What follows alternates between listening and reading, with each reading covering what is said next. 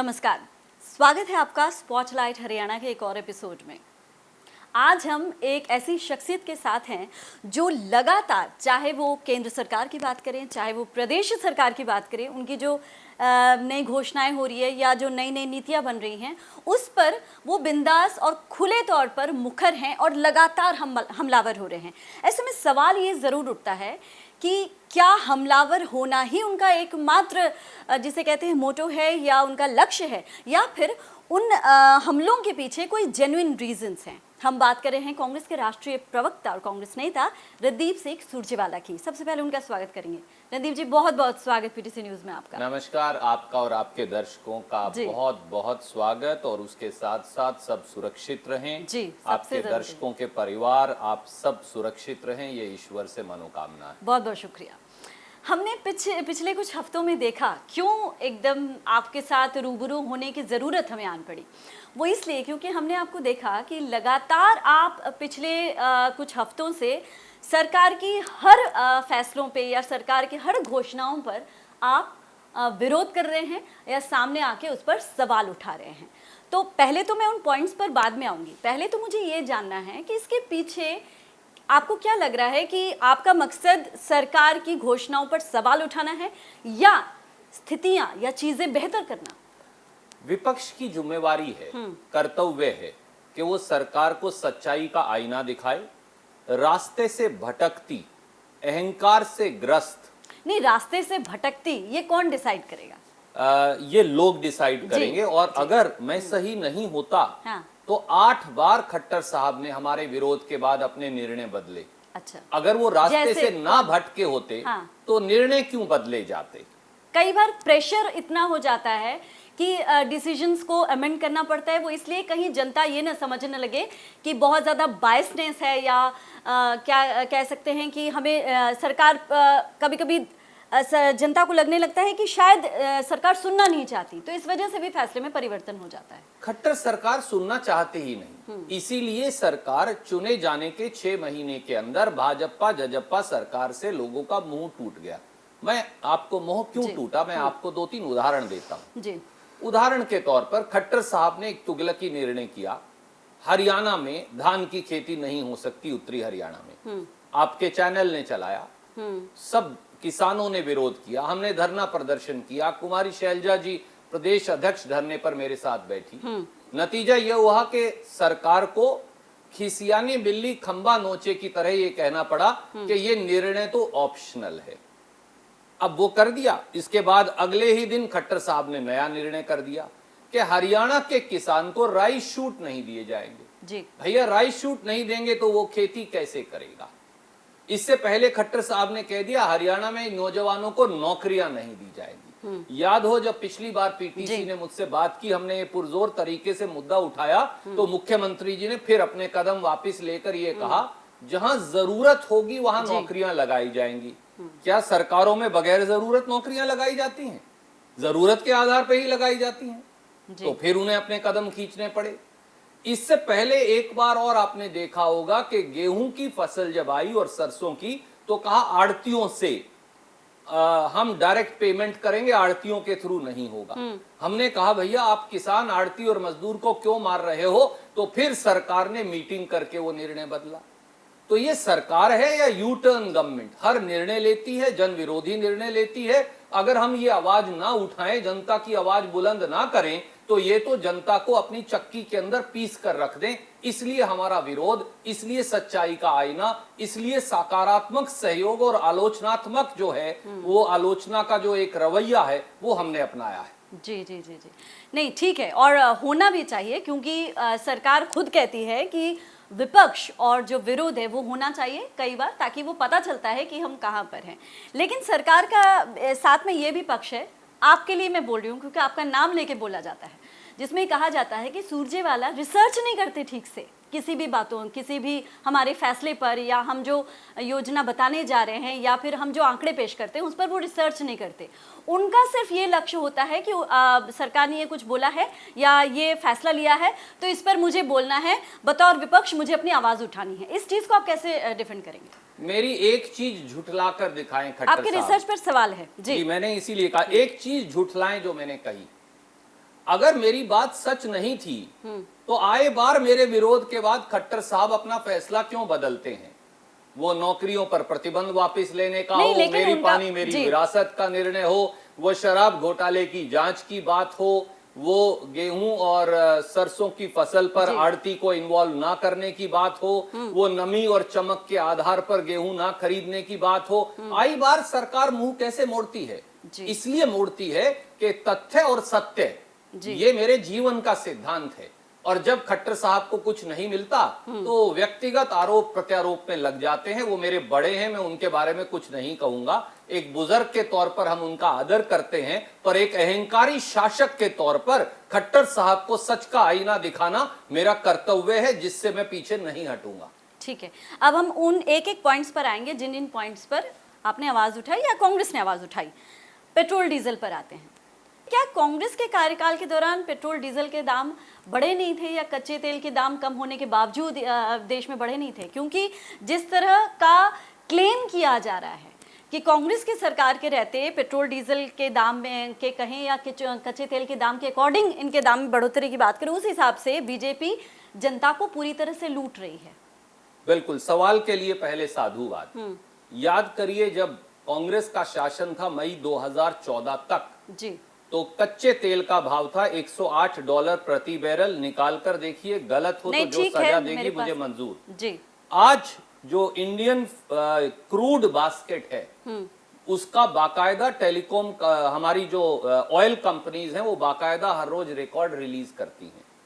कल जो record release किया था उसके मुताबिक क्रूड ऑयल भारत को पड़ रहा है $41 प्रति बैरल। ओके, $108 से घटकर $41 प्रति बैरल। ठीक और उनके मुताबिक एक्सचेंज रेट लगाकर $75 का ₹3,174 प्रति बैरल ये पड़ता है। ठीक है, यानी ₹19.79 या ₹19.80 प्रति लीटर। ₹19.80 प्रति लीटर का डीजल और पेट्रोल आप ₹80 लीटर पर बेच रहे हैं, ये अन्याय क्यों? दूसरी बात, क्या ये सही नहीं कि 3 महीने में मोदी सरकार ने ₹16 लीटर एक्साइज ड्यूटी डीजल पर बढ़ाई और ₹13 लीटर पेट्रोल पर बढ़ाई। मैं तारीख देता हूं, 5 मार्च 2020 को ₹3 बढ़ाई और 5 मई 2020 को ₹13 डीजल पर और ₹10 लीटर पेट्रोल पर बढ़ाई।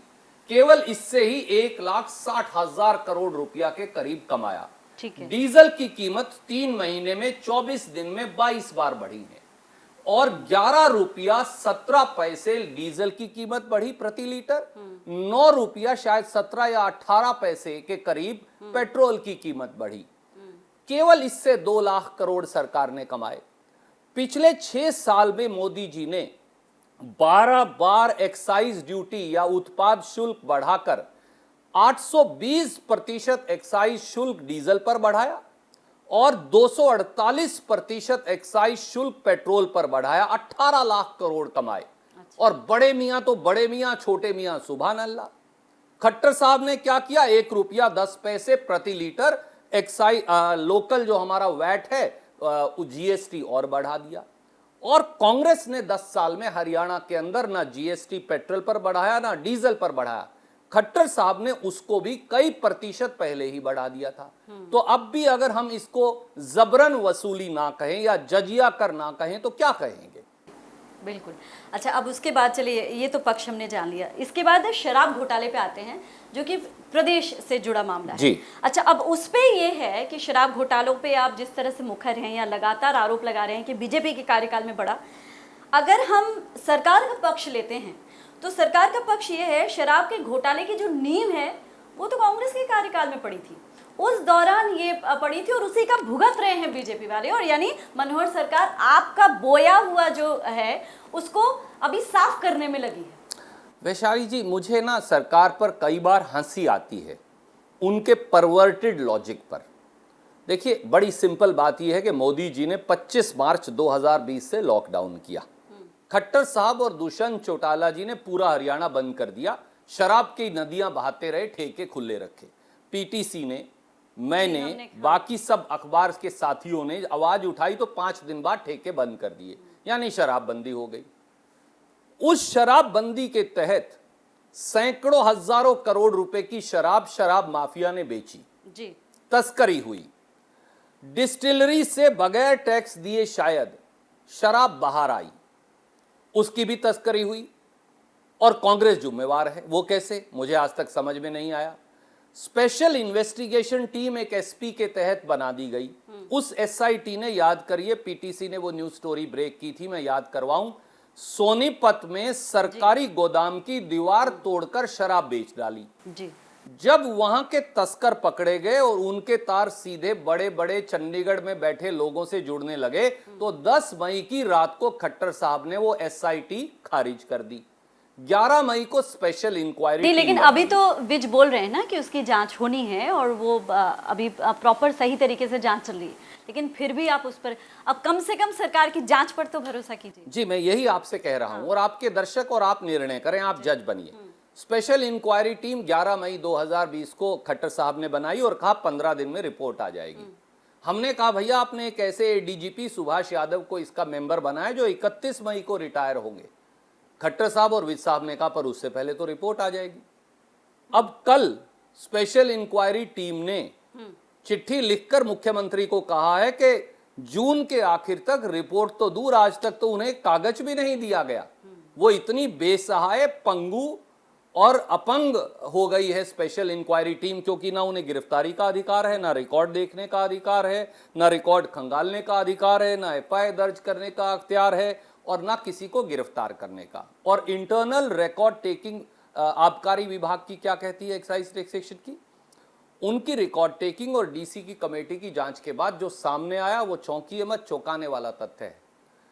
लॉकडाउन के पीरियड में 1 करोड़ बोतल शराब की शॉर्टेज पाई गई होलसेल और लिकर वेंड के पास। पर लिकर वेंड तो बंद थे वैशाली जी, तो 1 करोड़ शराब की बोतलें, बियर की बोतलें कम कैसे हो गई? स्वाभाविक तौर से पिछले दरवाजे से चोरी और तस्करी से उन्हें कई गुना रेट पर बेचकर पैसा कमाया गया। और दूसरी बात और ज्यादा चौंकाने वाली है, इन्हीं लिकर वेंड्स और होलसेल डीलर के पास 19,10,000 से अधिक शराब की बोतलें वो पाई गई जो 2 नंबर की शराब होती है, यानी उसको सरकार को एक्साइज ड्यूटी ना देकर डिस्टिलरी से निकाल लिया गया जी। तो ये तो सीधे सीधे चोरी और सीना चोरी है। 19,10,000 तो पकड़ी गई, कितने करोड़ बेच दी? यानी आप कह रहे हैं पूरी तरह से सरेआम ब्लैक मार्केटिंग हो रही है। बिल्कुल खुलेआम नंगा नाच शराब माफिया ने किया। आज तक कोई जांच नहीं हुई, लीपापोती हो रही है। सवाल यह है खट्टर साहब शराब माफिया के साथ खड़े हैं या उनको सजा देने वाले कानून के साथ? ये निर्णय उन्हें करना है। हमें अनुरोध है, हमें उन पर विश्वास है कि वो दोषियों को सजा देंगे, पर खट्टर साहब क्या आपको खुद पर विश्वास है कि आप दोषियों को सजा देने में सक्षम हैं? सवाल ये है। जी, एक छोटा सा ब्रेक ले रहे हैं सुरजेवाला जी।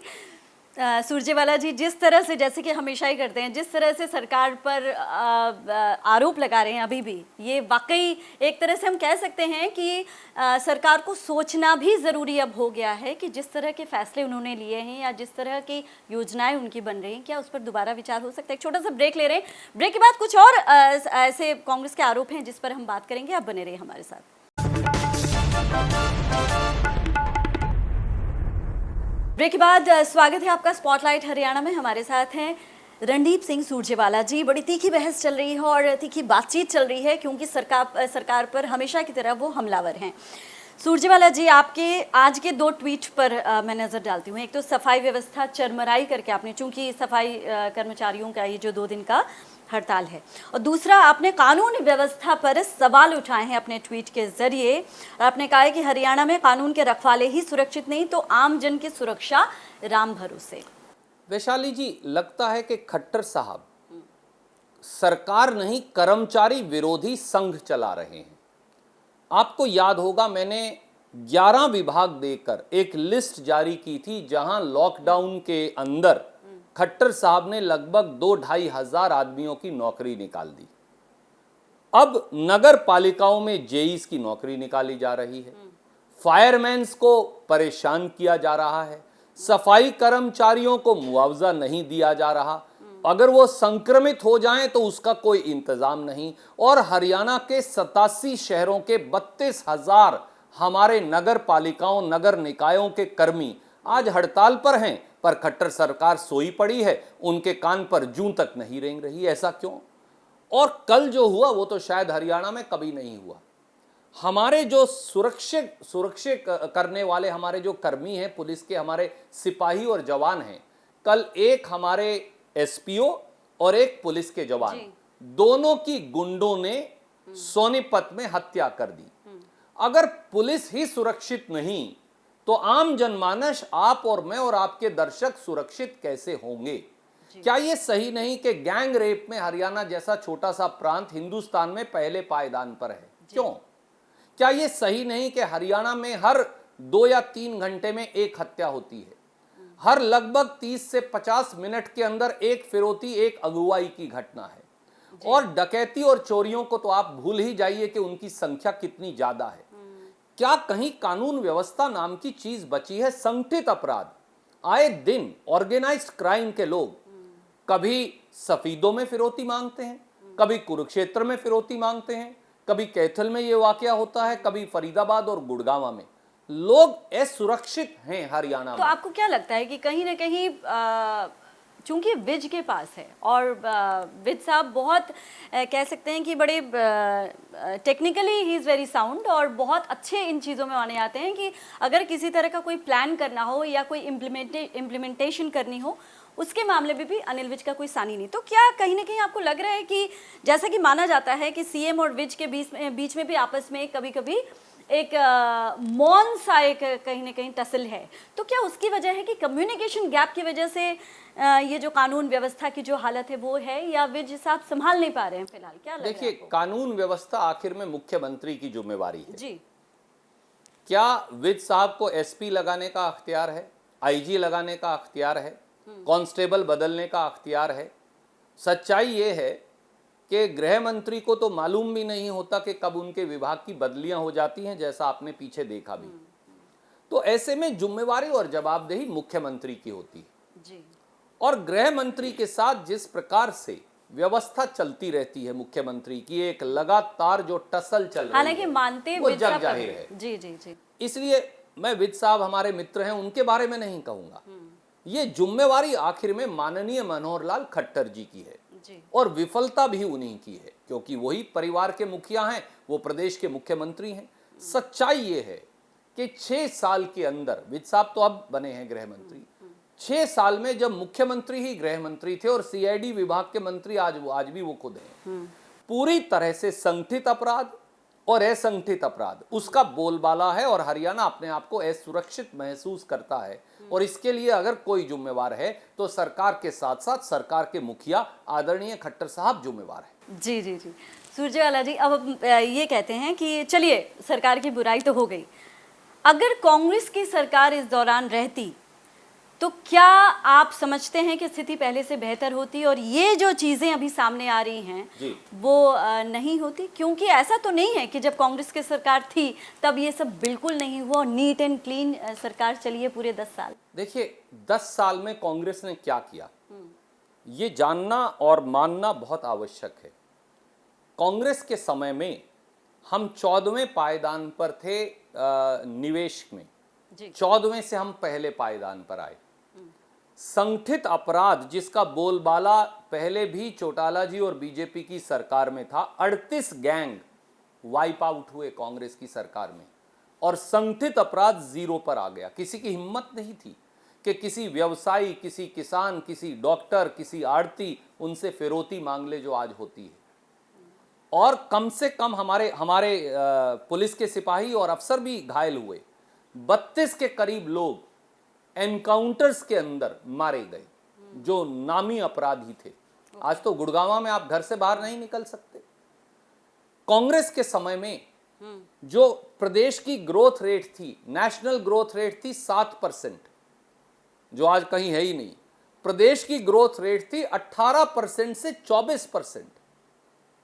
ये सारी बढ़ोतरी, ढांचागत विकास जो आप देख रहे हैं, सारे विश्वविद्यालय और कॉलेजेस जो बने, हर मद में जो प्रगति हुई वो कांग्रेस ने की। 6 साल में खट्टर साहब एक काम तो बता दें जो उन्होंने किया, कोई नहर बनाई हो।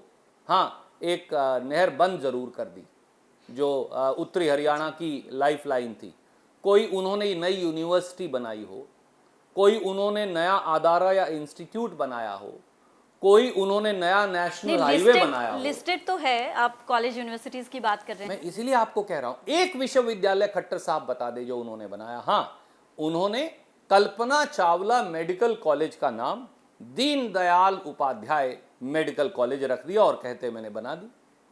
तो नाम बदलने से विश्वविद्यालय थोड़ी बन जाएगा। जी। इंदिरा गांधी मीरपुर विश्वविद्यालय का नाम अब बदलने की तैयारी है। एक डिफेंस यूनिवर्सिटी आप याद करिए, मोदी जी वादा करके गए थे 2014 में दक्षिणी हरियाणा में। बिल्कुल। आज तक नारनौल, महेंद्रगढ़ और रेवाड़ी के लोग दर दर की ठोकरें खाते फिरते हैं, वो डिफेंस यूनिवर्सिटी का पत्थर नहीं मिला। एक संस्कृत विश्वविद्यालय खट्टर साहब कैथल में पत्थर रखकर गए थे 6 साल पहले, आज तक वो जमीन ही नहीं मिल रही कि वो कहां गई। जी। खट्टर साहब के किए हुए बोई हुई जमीन में फसल पैदा नहीं होती, सच्चाई ये है। बहुत बड़ा आरोप है एक तरह से।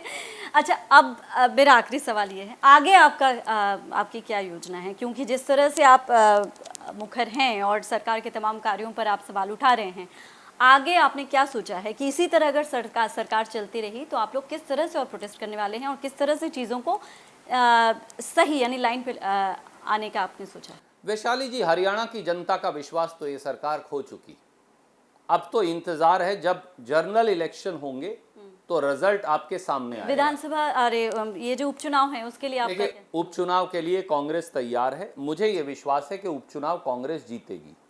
आप भी जानते हैं, मैं भी जानता हूं कि हर प्रकार के हथकंडे वो अपनाएंगे, पर वो कामयाब नहीं होने वाले। पर मैं आपको एक और कदम आगे जाकर कहता हूं, चुनाव एक प्रक्रिया है, वो 5 साल बाद होगी, हो जाएगी। ये सरकार अगर 5 साल चलेगी तो मुझे ये शक है कि ये सरकार 5 साल चल सकती है। ये सरकार अगले 6 महीने से 1 साल में अपने बोझ के तले गिर भी सकती है। हम नहीं उसमें कुछ मदद करेंगे, मैं आपको आज ही पहले ही विश्वास देता हूं, इससे पहले कि आप हालांकि नहीं, मैं इसी पर आती हूँ। हालांकि हमने ये सवाल पूछा था कि आपके गठबंधन सरकार चलने पर भी सवाल उठाए जा रहे हैं, तो दुष्यंत ने कहा था जो सवाल उठा रहे हैं उनके खुद के बारे में ही नहीं पता कि उनका वहां पे क्या अस्तित्व है। इसीलिए मैंने आप ही पर निशाना, इसीलिए मैंने कहा पहले दुष्यंत चौटाला जी हमारे दादा रामकुमार गौतम को सेटिस्फाई करें, फिर मुझसे बात करें जी। पहले दुष्यंत चौटाला जी हमारे साथी विधायक टोहाना से बबली जी को तसल्ली करवाएं, जो उनकी पार्टी के विधायक हैं, फिर मुझसे बात करें जी। पहले दुष्यंत चौटाला जी अपने 10 विधायकों को संभाल लें, उनमें से 7 विधायक उनके साथ नहीं आज, क्योंकि वो पीड़ित हैं, क्योंकि उन्हें दरकिनार दूध से मक्खी की तरह निकालकर फेंक दिया गया। पहले उनकी बात करें, हमारी बात छोड़ दें, चिंता मत करें, हम तो बाहर हैं, हम तो जो जनता कहेगी वो मान लेंगे भैया। पर आपके जो 7 विधायक 10 में से चुनकर आए हैं, वो तो चिल्ला चिल्ला कर कह रहे हैं कि उनकी तो कोई कांस्टेबल भी बात मानता नहीं, तो आप मुख्यमंत्री और उप मुख्यमंत्री किस बात के हैं? सवाल ये है, हम जनता की आवाज उठाएंगे, जनता की आवाज मुखर करेंगे और हर गलत काम जो सरकार करेगी उसकी आलोचना करेंगे, सही रास्ता दिखाएंगे। हर सही काम जो खट्टर साहब करेंगे, हम विपक्ष में हैं पर उनका सहयोग करेंगे, हम उन सरकार के साथ खड़े हो जाएंगे जहां जनता के पक्ष का वो निर्णय लेंगे, बशर्ते वो निर्णय लोगों को फायदा पहुंचाए। ये मेरा आपको आश्वासन है। विपक्ष में होना, मुखालफत करना सरकार की नहीं। जहां सरकार सही काम करेगी हम मदद भी करेंगे, पर सरकार सही काम करना शुरू तो करे। जी सुरजेवाला जी, बहुत बहुत शुक्रिया इस तरह से हमारे साथ बात करने के लिए और तमाम मुद्दों पर बेबाक तरीके से अपना पक्ष रखने के लिए बहुत बहुत शुक्रिया। बहुत शुक्रिया। तो ये थे रणदीप सिंह सुरजेवाला जी। सरकार के फैसलों पर बेबाक बिंदास तरीके से उन्होंने अपना पक्ष रखा, अपनी पार्टी का पक्ष रखा और ये भी बताया कि क्यों सरकार के फैसलों पर पार्टी को या कांग्रेस को या जनता को, जैसे कि सुरजेवाला जी का कहना है कि जनता को भी आपत्ति है। तो अब समय आ गया है, कांग्रेस का ये कहना है कि अब समय आ गया है कि सरकार को अपने फैसलों पर दोबारा सोचना चाहिए। अगले हफ्ते एक और शख्सियत या एक और मुद्दे के साथ हाजिर होंगे। इजाजत दीजिए, नमस्कार।